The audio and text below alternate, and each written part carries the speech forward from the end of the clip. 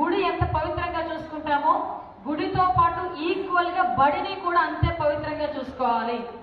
గుడిలో ఎప్పుడైతే మనం లోపలికి వెళ్ళేటప్పుడు చెప్పులు ఇప్పి ఒక దేవుడికి ప్రసాదంలో ఎలా చేసుకుంటామో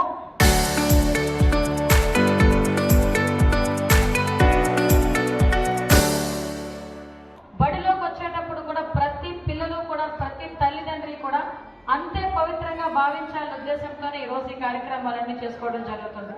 ఈరోజు పిల్లలు ఉన్నారు, పిల్లలకి సాధారణంగా ఇలాంటి పేరెంట్ టీచర్ మీటింగ్ అంటే ఇలాంటి పేరెంట్ టీచర్ మీటింగ్ జరగాలి ఒక ప్రైవేట్ స్కూల్లో అంటే నీకు ₹1,00,000 ఫీజు కడతానే కానీ ఇలాంటి పేరెంట్ టీచర్ మీటింగ్కి వెళ్ళలేవు.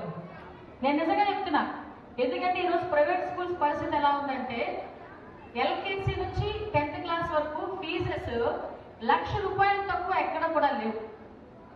ఎల్కేజీకి ₹1,00,000 ఇచ్చి చదువు చెప్తారో నాకైతే తెలియదు.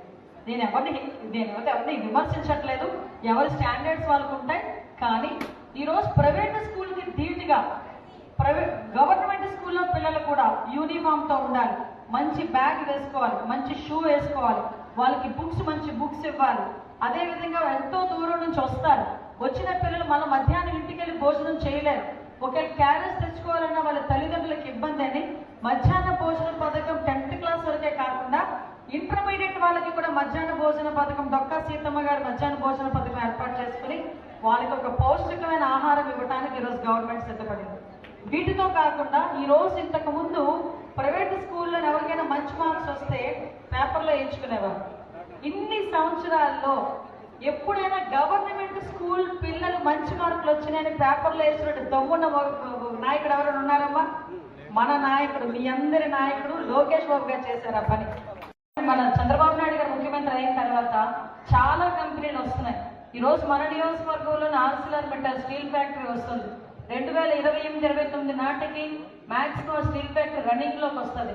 ఇక్కడున్న యువత చదువుకొని బయటకు వచ్చిన ప్రతి ఒక్కరికి కూడా ఎక్కడో ఉద్యోగాలు అవసరం లేదు, మన దగ్గర నక్కపల్లిలోనే ఉద్యోగాలు ఇచ్చే పరిస్థితులు కనిపిస్తున్నాయి. ఇలాంటి ఎన్నో అవకాశాలు ఈ రోజు ఉన్నాయి. ఇవన్నీ అందిపుచ్చుకోవాలి అంటే కనుక పిల్లలు కూడా చాలా జాగ్రత్తగా చదువుకోవాలి. ముఖ్యంగా ఇక్కడ రూరల్లో ఉన్న ఈ పిల్లలందరికీ కూడా చాలా మంది ఇక్కడే చెప్పారు, ఈ స్కూల్లో చదువుకున్న పిల్లలు మాక్సిమం ఈ చింతపల్లి నుంచి, అదేవిధంగా పైన ఉన్న ఏజెన్సీ ప్రాంతాల నుంచి, రేవు పోలవరం అని మన ఆ మత్స్యకార గ్రామాల నుంచి కూడా చాలా మంది వస్తున్నారని ఇందాక మీ హెచ్ఎం గారే చెప్పారు. ఇక్కడ పిల్లల్ని అంత దూరం నుంచి తల్లిదండ్రులు పంపించి చదువుకుంటునేటప్పుడు డెఫినెట్గా పిల్లలు కూడా అంతే బాధ్యతగా చదువుకోవాల్సిన అవసరం ఉంది. నేను ఈ రోజుల్లో పరిస్థితులు ఎలా ఉన్నాయంటే ఎందుకు పిల్లలు ఈ డ్రగ్స్కి గాంజాలకి అలవాటు పడుతున్నారో కూడా తెలియట్లేదు. చిన్న చిన్న పిల్లలకి కూడా వాటిని అలవాటు చేసే పరిస్థితులు వస్తున్నాయి. అందుకే నేను చాలా సందర్భాల్లో చెప్తాను, ఫస్ట్ పోలీసింగ్ ఎవరు చేయాలి అంటే ఇంట్లో అమ్మ చేయాలి. అమ్మకే ఫస్ట్ తెలుస్తుంది నా కొడుకు ఎలా ఉన్నాడు, టైంకి తింటున్నాడా, టైంకి ఇంటికి వస్తున్నాడా, టైంకి రాకపోతే ఎందుకు రావట్లేదు, టైంకి ఒకవేళ లేట్ అయితే ఎందుకు లేట్ అవుతుంది, ఈ విషయాలన్నీ కూడా మీరు గమనించుకోవాల్సిన అవసరం ఉంది. ఆ తర్వాత ఏదైనా తేడా ఉంటే టీచర్కి చెప్పాలి. టీచర్ దగ్గర నుంచి అన్ని విషయాలు కూడా మళ్ళీ మేము కూర్చుని కౌన్సిలింగ్ చేసుకునే పరిస్థితులు ఉంటాయి.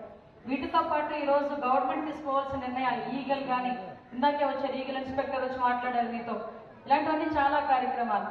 ముఖ్యంగా ఆడబిడ్డలు, చాలా మంది పిల్లలు, మగ పిల్లలు కానీ ఆడబిడ్డలు కానీ ఈ రోజుల్లో సైబర్ క్రైమ్స్ లో డబ్బులు లేక చాలా మంది 5,000, 10,000 అప్పులు ఇస్తామంటే ఆ చిన్న లింక్ ఒకటి క్లిక్ చేస్తారు. ఆ ఒక్క లింక్ క్లిక్ చేసి మీకు ఆ టైంలో 5,000, 10,000 మీ అవసరమితో రావచ్చు.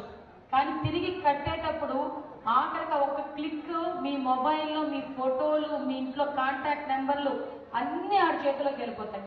ఒక్కసారి ఆడి చేతిలోకి వెళ్ళిన తర్వాత వాడు మిమ్మల్ని 5,000కి 10,000కి మీరు తీసుకుని అంతవరకు ఆగరు. ₹1,00,000 వరకు మిమ్మల్ని డిమాండ్ చేస్తే, నేను ఈరోజు హోంశాఖ మంత్రిగా ఉన్నా, చాలా సందర్భాల్లో చూస్తే పిల్లలు సూసైడ్ చేసుకునే పరిస్థితులు కూడా కనిపించినాయి. కొంతమంది మా దగ్గరికి వస్తున్నారు, అమ్మ ఇలా అవుతుందని. ముఖ్యంగా ఆడబిడ్డలకు కూడా చెప్తున్నా, ఏదైనా లింక్ మీకు తెలియని లింక్ వస్తే దయచేసి అవన్నీ కూడా మీరు టచ్ చేయకండి. ఒక్కసారి లింక్ మీద ఓపెన్ చేశారంటే మొత్తం అంతా కూడా మీ డేటా మొత్తం అవతల చేతుల్లోకి వెళ్తుంది. అందులో అన్నోన్ లింక్స్ ఏమి ఉపయోగించద్దు.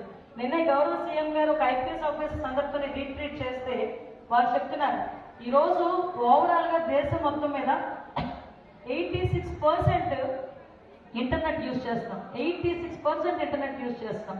ఆ 86% ఇంటర్నెట్ యూజ్ చేసే వాళ్ళలో చాలా మంది అందులో తెలుసో తెలియక వాడేవాళ్ళు ఇలాంటి అన్నోన్ లింక్స్ ని క్లిక్ చేయడం వల్ల వాళ్ళ సొంత డేటా అంతా వాళ్ళ దగ్గరికి వెళ్ళి వాళ్ళు బ్లాక్మెయిల్ చేస్తే బయటికి చెప్పుకోలేక కూడా చాలా మంది ఇబ్బందులు పడే సందర్భాలు.